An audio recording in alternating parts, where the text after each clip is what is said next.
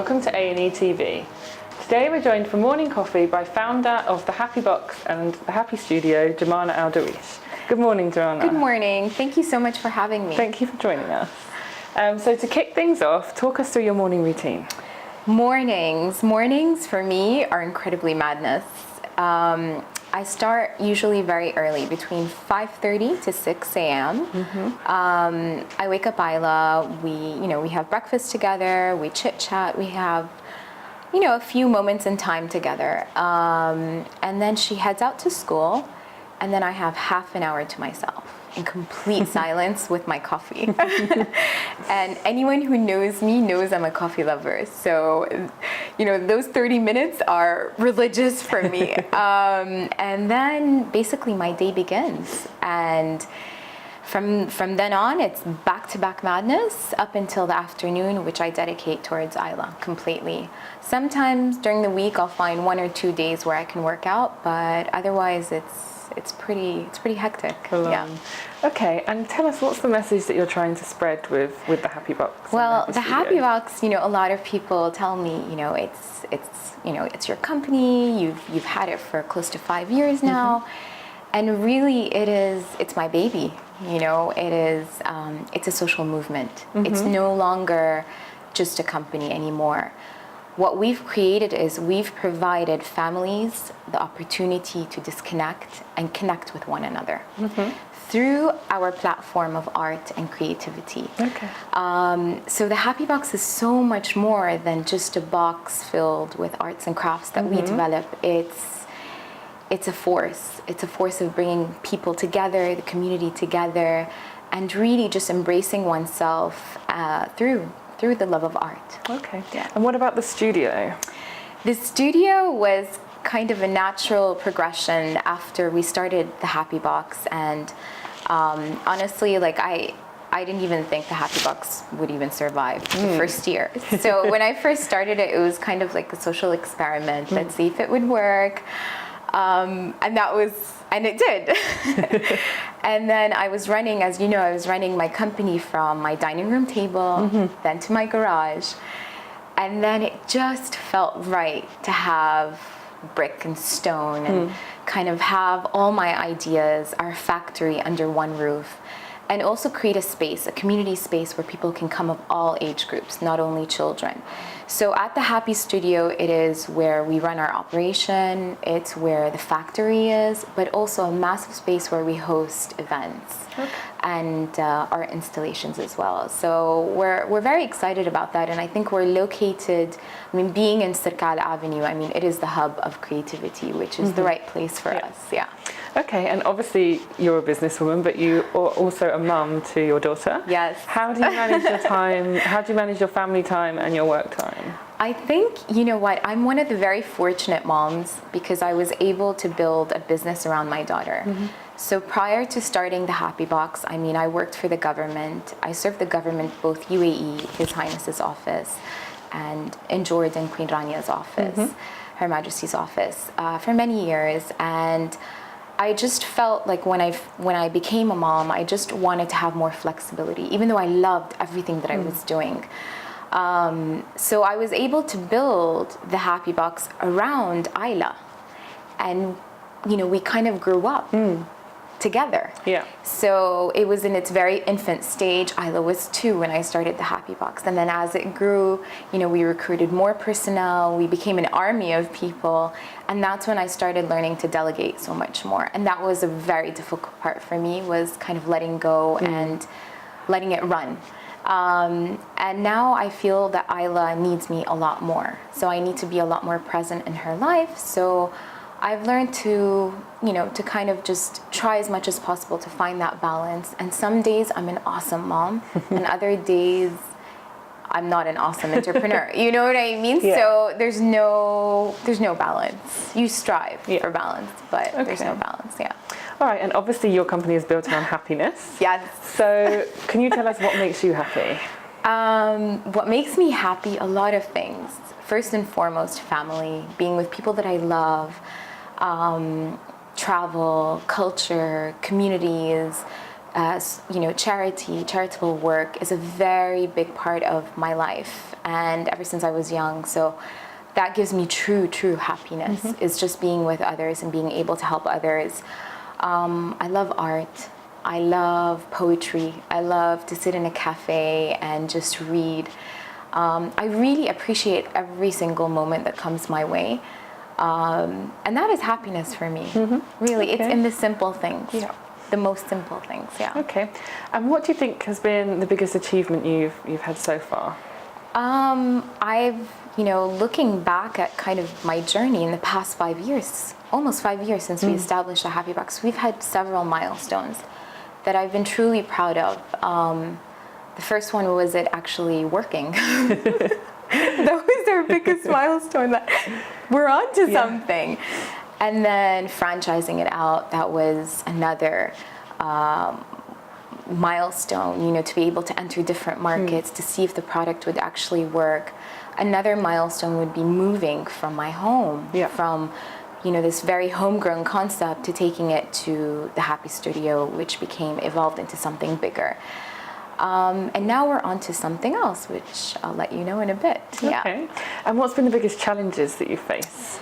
There's always challenges. So there isn't one specific challenge that I mean, every day is a challenge, but I've been one of the fortunate ones. I feel that my journey has been very smooth so far.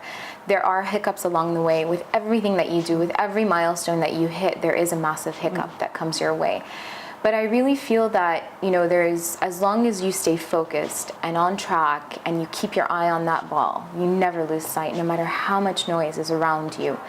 And you really focus a lot on making the company sustainable, upping your services, making sure that everything is within your core values. Nothing that you do is outside of that. I feel you're able to overcome many of these challenges. And plus, surround yourself with the right people. We have incredible networks of partners, entrepreneurs, people that support us, and I feel we've been very fortunate. We've been the lucky one. Yeah. Okay. And is there a motto that you live by? I have a couple. Personal or professional? Tell us both. Okay. So personal motto would have to be a quote by Omar Khayyam, who's a very famous Persian poet.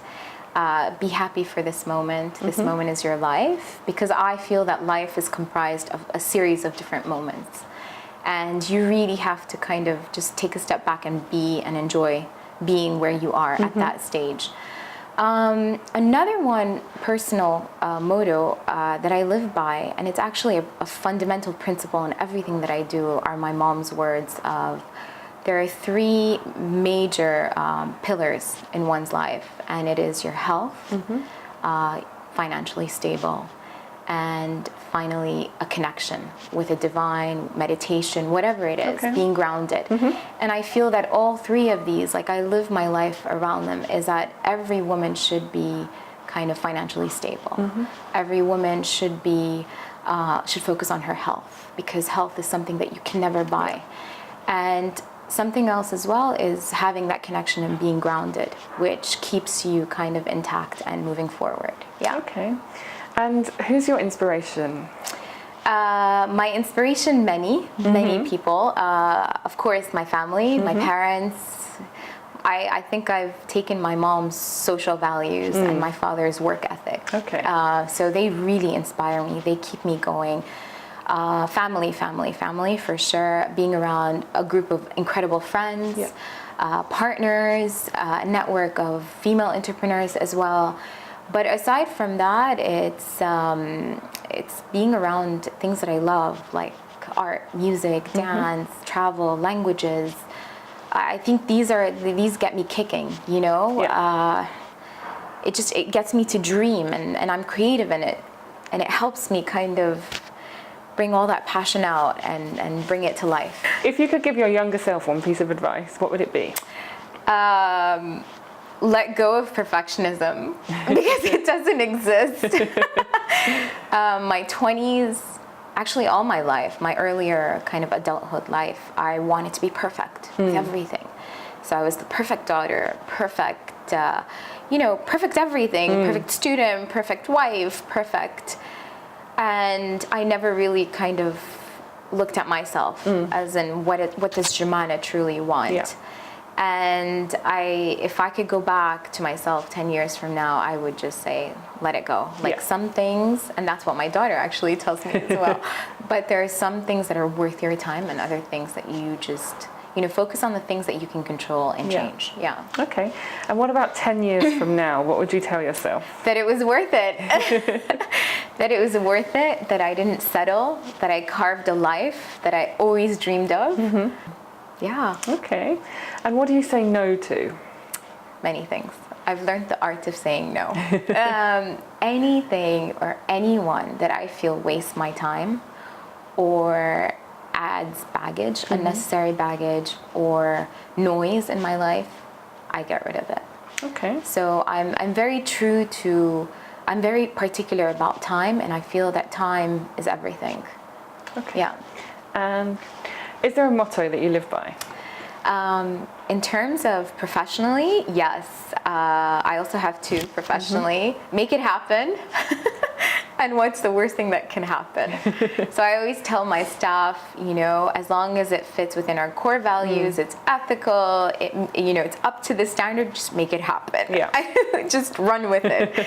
And then what's the worst thing that can happen is, take a risk. When I started the Happy Box, it was a risk. I had no idea I would be here 5 years, down the line. I feel that it's an opportunity and you go for it. That's it. Yeah. Okay. And is there a book that you're reading at the moment? You know what? In the past year, I've read several books. I come from a family of poets. My grandmother was a poet. Oh, wow. My father's family are poets. So I've been brushing up a lot on it. So Rupi Kaur, for sure, her books, Michael Faudet, Lang Liav, Atticus. So by poetry, I don't know, it just kind of speaks to my soul and it really inspires me. And these are very much like right now I'm in that phase, and there's always a poetry book with me. And for the final question, can you tell us how you'd like the world to remember you? I truly want to be remembered as someone that has made a significant difference in the lives of others. And I hope to do that now with the Happy Hearts Foundation. We're in the process of setting up our foundation in London, and it will focus on primary education and specifically girls. And I really want to impact their lives. I really want to create change. I feel that the moment that you empower a young girl, the moment that the community is empowered, the family is empowered, and there's effective change. All right, well, thank you so much for joining us today. It's been a pleasure having you. Thank you for having me. Lovely to hear your insights. I'm very grateful. Bless you. Thank you.